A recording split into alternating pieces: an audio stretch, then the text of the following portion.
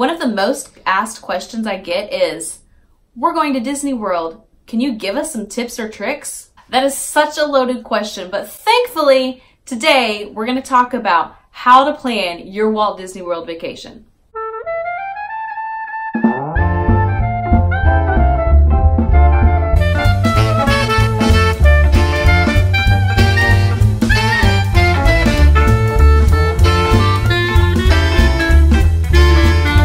The first thing you need to know is your budget.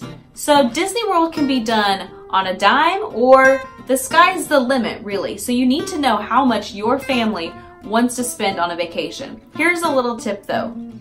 You probably need to plan slightly higher than what you would for a normal vacation. Yes, Disney World is on the pricier side. So whatever you normally spend on vacation, I'd add a little bit more.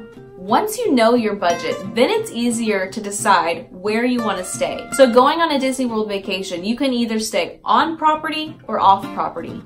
Yes, there are pros and cons to each, but to us, the benefits that you get staying on property far outweigh the benefits, if any, of staying off property. So once you decide you're going to stay on property, there's 3 categories of resorts. You can do a value, a moderate, or a deluxe. And since you have your budget, you'll know what you'll be able to afford. The value resorts can be anywhere from $100 a night at the All-Stars to $200 and something a night if you're staying at Art of Animation, anywhere in between. The moderates, I would say, average about $250 a night. And again, the deluxe, they start at around $350 and the sky's the limit. Something else you need to consider is the location of the resort. You might want to be going and just spending all your time in Magic Kingdom, so you probably don't want to stay somewhere that's really far away. That's just another thing to take into consideration, is the location and where you actually want to spend your days at Disney World. The next thing to think about is how long do you want your vacation to be? So in our mind, you can't do Disney World in less than a week. You really need a week. Especially if this is your one and done, or if you haven't been in several years, it takes at least that long to see everything. You also need to schedule in some break times in the middle of the week to hopefully, help your family get refreshed and relaxed so you're not coming back from vacation exhausted. There are 4 Walt Disney World parks: Magic Kingdom, Epcot, Hollywood Studios, and Animal Kingdom. If you just do one of those parks each day, you're going to need at least 4 days in the parks. We suggest splitting up Magic Kingdom at least in 2 days and possibly Epcot in 2 days. So park days, you could be anywhere from 4 to 6 days to really get a full Disney World vacation. Maybe you're saying that's too many days, we don't want to spend that many days in the parks. Something else to think about is maybe not going to one of the parks. That's hard to even say because we really like Disney. Magic Kingdom is a must. You can't go to Disney World without going to Magic Kingdom. But maybe you can cut out Animal Kingdom or Epcot or Hollywood Studios. That's something you're just gonna have to think about. So after you know where you're staying and you know how long you're staying, the next thing to think about is dining. Will you be paying out of pocket? Will you be getting the dining plan? In another video, we're going to talk about the dining plan and whether it's really worth it or not. But you need to think about budgeting for food. At Disney World, food is kind of a varying range of prices. You can get snacks for about $5, $6 a piece, and then you can have quick serve meals that I would say average $12 to $15 for a meal. And then again, you have those sit-down restaurants, which can start at about $20 to all the way up to hundreds of dollars for a meal. You need to kind of have an idea of how much your family wants to spend per day on their trip. And remember, we're talking about the prices of theme park food. Even the theme parks around us, local little theme parks, are pretty expensive. You can buy a hamburger and fries for like $15. So don't think you're gonna be able to go in and spend, $10 all day for food. A tip that you can think about doing is maybe bringing in food. Disney has no problem with you packing lunches and packing food and bringing in snacks, even sandwiches if you want to. If you are going to make dining reservations, this is a tricky part that sometimes catches people off guard. Some of the restaurants are kind of tricky to get into. They're highly sought after reservations.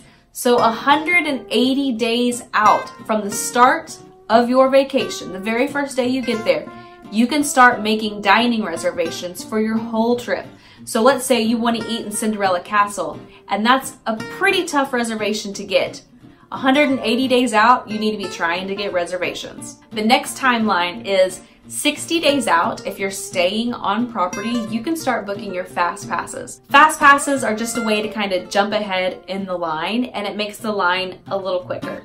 Each person in your party is going to be able to get 3 fast passes a day at one park. When those 3 fast passes are used, you can start scheduling one at a time and you can get more. Here's the trick though. You have to have a plan before that day comes so you know which fast passes you need. Not every ride has a fast pass, and not every ride do you need to use a fast pass on. 60 days out, you can start getting those fast passes if you're staying on property. If you're staying off property, 30 days out. So again, that's another benefit to staying on property at Disney. Another thing to maybe budget for or think about is your souvenirs. Now, you can go to Disney and spend tons of money on buying t-shirts, buying ears, buying plushes, but there are ways to sneak around that if, say, you want souvenirs, but you don't necessarily want to spend all the money at Disney World.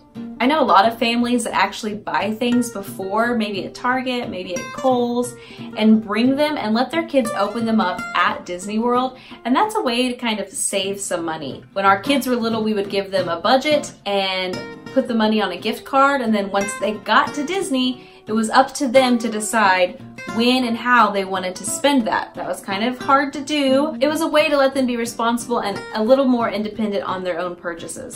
Nowadays, we just kind of have a rule that everyone gets one souvenir.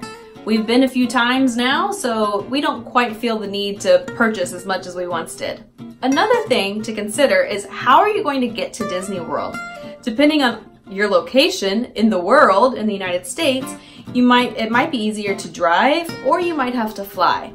If you're driving, a few things to think about. Gas money. Are you gonna have to stay somewhere overnight? So is it going to cost another hotel room to be able to get there? Are you gonna be able to drive straight through? Is it worth driving 18 hours? These are things to consider when you're driving. Maybe you live closer and it's not that big of a deal, but driving can take a lot out of you, and it can take a lot of time if you're limited on vacation days. If you're flying out, you might think about flying out on a Tuesday or a Wednesday. We've noticed a significant price difference in flying out on those days.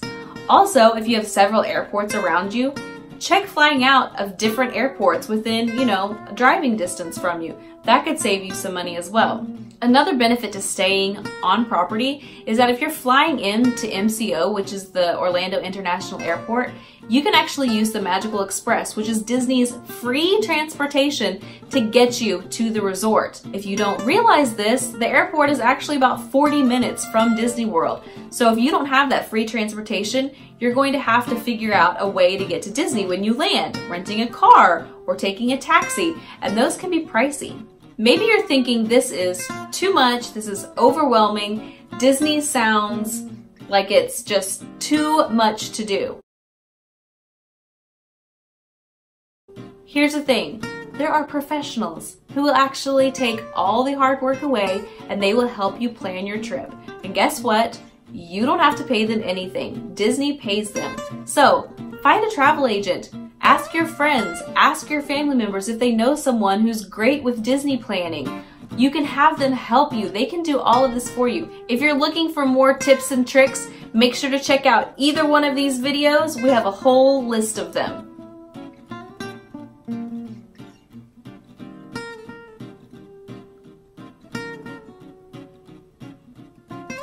Either one.